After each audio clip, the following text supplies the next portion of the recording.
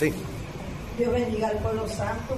Qué bueno y qué hermoso es haber recibido. Yo le doy la gloria a Dios, porque Él nos ha dado esta oportunidad para aprender, para crecer en su palabra, para que nosotros podamos también enseñar a aquellos que vengan. Por eso yo le doy la gloria a Dios, porque Él nos ha escogido, hermano. A veces creemos que esto es así, es algo que la gente no le da el significado que realmente tiene. En el discipulado aprendemos muchas cosas, aprendemos a conocer realmente qué es lo que el Señor quiere para nosotros, y también reconocemos lo bueno que es, las oportunidades que Él nos da y le ha dado a todo el ser humano para que pueda llegar a Él, para que crezca y pueda conocerle realmente. A veces creemos que con escuchar una palabra ya le conocemos. No es así. Tenemos que buscar en la palabra, aprender y conocer realmente qué es lo que Dios tiene para nuestras vidas. Cuando hacemos eso, crecemos realmente en Dios. Dios le bendiga. Vamos a hablar, a nosotros nos tocó los levitas, sobre los levitas. ¿Cuál es la procedencia de los levitas? La procedencia de los levitas viene de Abraham. El Señor a Abraham le prometió darle una simiente grande, más grande que las estrellas, pero él no podía tenerlo. Pero él tuvo 2 hijos. En esos 2 hijos, el hijo de la promesa era Isaac. Isaac se casó con Rebeca y tuvieron 2 hijos. Esos hijos eran Esaú y Jacob. Jacob, de ahí el Señor lo escogió para hacer a Israel. Fue separado y le cambió el nombre de Jacob por Israel. De ahí viene Israel. Se fundó la nación de Israel. Y las 12 tribus vienen del lomo de Jacob, de sus lomos, de los hijos que Jacob tuvo. Todos representaban las 12 tribus. Él tuvo sus 2 esposas, Lea y Raquel. Ellas y dos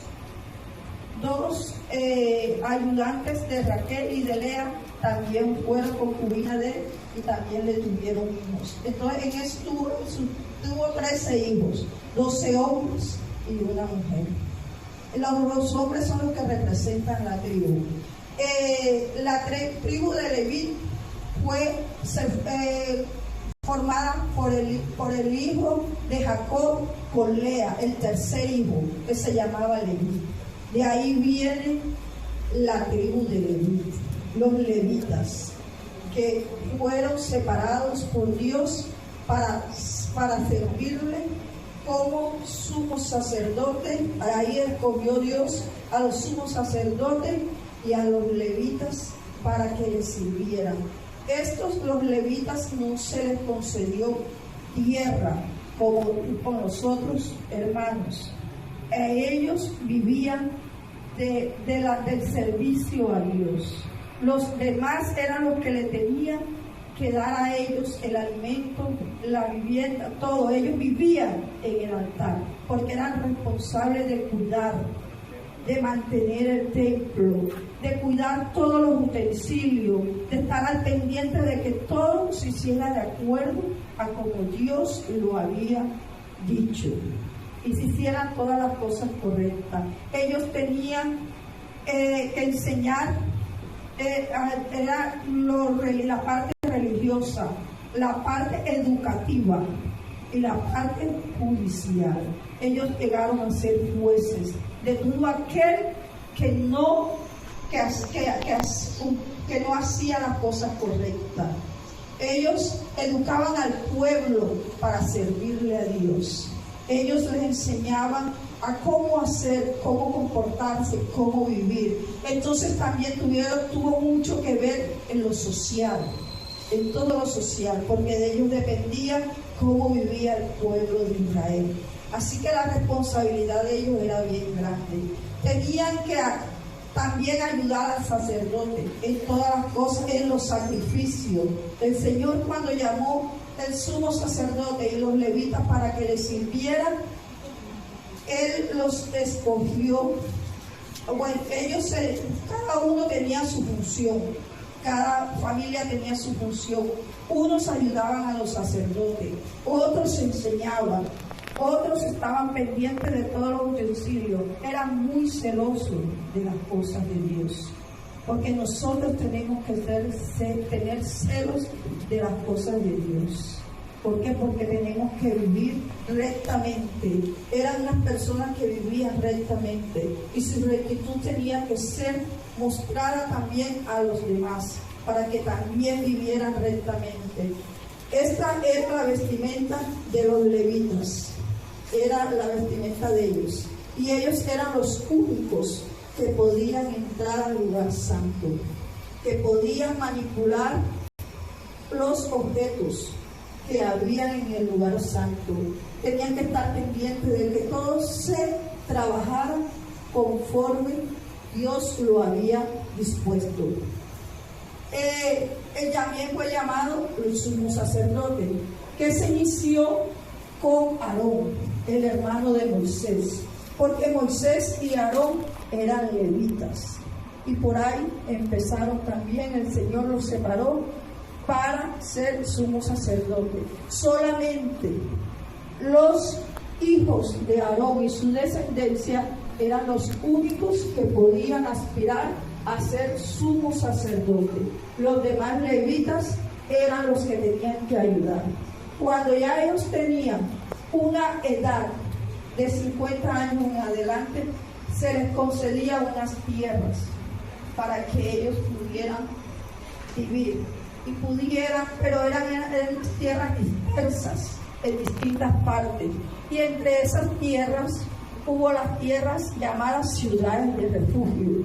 Y en esas ciudades de refugio ellos llegaban a enseñar la palabra de Dios.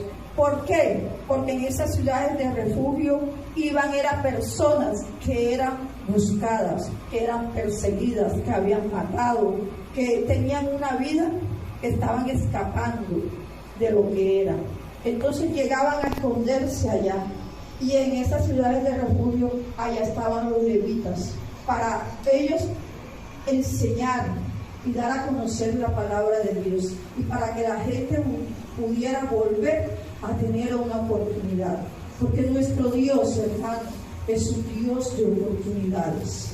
A veces, aunque nos equivocamos, aunque hacemos cosas incorrectas, el Señor nos ayuda y nos enseña, y tiene su misericordia tan grande que nos da una nueva oportunidad para poder corregir nuestro camino y para poder rectificar nuestras vidas. Por eso es que el Señor nos ama. El Señor te ama, a ti me ama, a mí nos ama a todos. ¿Por qué? Porque Él nos muestra con su amor la grandeza de su amor. Está permanente en nosotros, hermano. El sumo sacerdote tenía mucha especificación para poder servir al Señor, porque era el único que podía entrar al lugar santísimo, porque el tabernáculo era el lugar santo, era como un templo, pero ahí nadie podía entrar al lugar santísimo, solamente podía hacerlo el sacerdote para espiar los pecados, para hablar con Dios. Se espiaban los pecados desde la entrada al tabernáculo, se hacían sacrificios. Entonces el sacerdote tenía la responsabilidad de hablar con Dios y él transmitir al pueblo la voluntad de Dios. El sumo sacerdote, el Señor, le dio a Moisés una especificación para la vestimenta del sumo sacerdote. Ellos no podían entrar como quisieran, tenían que cumplir con todas las ordenanzas que el Señor había puesto. Tenían que vestir hasta los interiores, tenían que ser como Dios había estipulado, que eran de algodón, de lino hasta los interiores, eran de lino hasta la mitad de la pierna. Llevaba voy a pasar al hermano que va a dar especificación. Buenas tardes, Dios les bendiga. Bueno, para complementar la información de la hermana Rocío, el sacerdote, o en hebreo escrito como Cohen, significa ministro. El ministro tenía ciertas funciones específicas y una de las primeras era ser un intermediario o un intercesor entre el pueblo y Jehová de los ejércitos. El primer ministro, el primer sacerdote escogido por Dios, como lo dijo mi compañera Rocío, fue Aarón. Para los que se preguntan quién fue Aarón, Aarón fue o era el hermano mayor de Moisés, quien también en su momento fue un portavoz de Moisés, ya que para los que conocen un poco de la escritura, Moisés tenía dificultad para hablar y su hermano Aarón era quien servía de portador con los reyes y los faraones en ese entonces. Volviendo al tema del sacerdote, Dios escogió a Aarón y a su descendencia como el primer sumo sacerdote y todos los hijos de Aarón deberían cumplir con esa función o ese cargo dentro del pueblo de Israel. El sumo sacerdote debía cumplir ciertos requisitos, como le decía mi compañera, y en eso estaban las vestiduras. Las vestiduras del sumo sacerdote tenían que ir con una túnica completamente fabricada en lino fino, que quería representar la pureza y santidad que debía representar esa persona al lugar de entrar al templo. Quien ese lugar era un lugar muy santo, el cual no lo podía pisar nadie. Únicamente podía entrar era el sumo sacerdote. La vestidura tenía características específicas, como lo era la túnica, el turbante. Y el turbante tenía una placa de oro, el cual tenía un mensaje que decía: la santidad pertenece a Jehová. Adicional a esto, también tenía un pectoral llamado pectoral del juicio. El pectoral del juicio estaba constituido por 12 piedras preciosas. Cada piedra preciosa representaba una de las 12 tribus de Israel. Como lo podrán ver aquí gráficamente o visualmente, las 12 tribus de Israel representaban los 12 hijos que tuvo Jacob. Uno fue Rubén, Simeón, Leví, Judá, Dan, Neftalí, Gad, Aser, Isaacar, Salomón, José y Benjamín. Esta tribu que ven aquí, Leví, fue la que Dios escogió y la apartó de todas estas. ¿Y para qué la apartó? Únicamente se iban a dedicar a la parte espiritual y a la parte religiosa. De ahí fue donde Dios escogió y sacó al primer sumo sacerdote, que fue Aarón, que fue el primero. Ahora, ¿qué función cumplía el sacerdote, el sumo sacerdote? Como lo dijo mi compañera, una vez al año el sumo sacerdote, ellos hacían una expiación de todos los pecados y ofrecían en el templo de Jehová un sacrificio. Eso lo hacían una vez al año. ¿Y qué sacrificaban? Preguntaban ustedes, se preguntarán. En este caso sacrificaban un cordero. El sumo sacerdote tenía la obligación de entrar a ese templo y debía entrar de manera santa. Tenía que ser una persona libre de pecado, porque de lo contrario podía morir dentro del templo si esa persona, no estaba en las condiciones y en la santidad que requería Jehová. Algo que a mí me llamó bastante la atención, en la parte de abajo, la túnica llevaba unos cascabeles y unas granadas, y tenían una función específica. ¿Cuál era la función de estos cascabeles?